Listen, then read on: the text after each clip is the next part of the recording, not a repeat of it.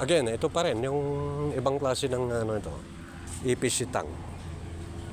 Pero hindi na yung moderno na ito. Yung ibig sabihin nung unang panahon pa, kung makikita nyo ngayon, yung mga EPC ngayon, amphibious tank, yung parang ganun ito, amphibious mga ito, dumaan sa dagat.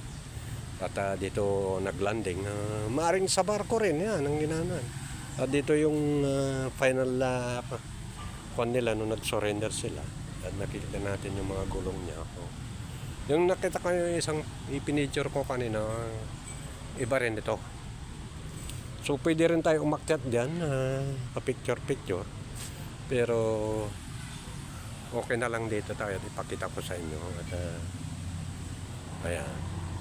Yan ang gulong yan. 1, 2, 3, 4, 5. So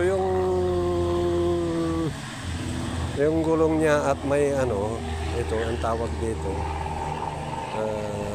Buo pa rin pero sa katagalan niya, imagine 1950s nagkaroon ng World War II.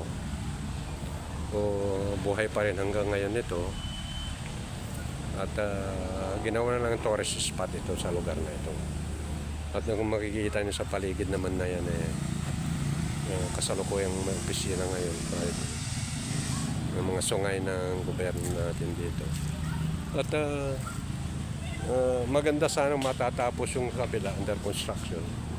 At simula dyan sa pinanggalingan natin. Dito yung mga opisina ng karamihan. So kukuha tayo ng isang marker dito na kuhan. So once again, thank you very much and good afternoon at samahan nyo lang ako. Meron pa akong papakita.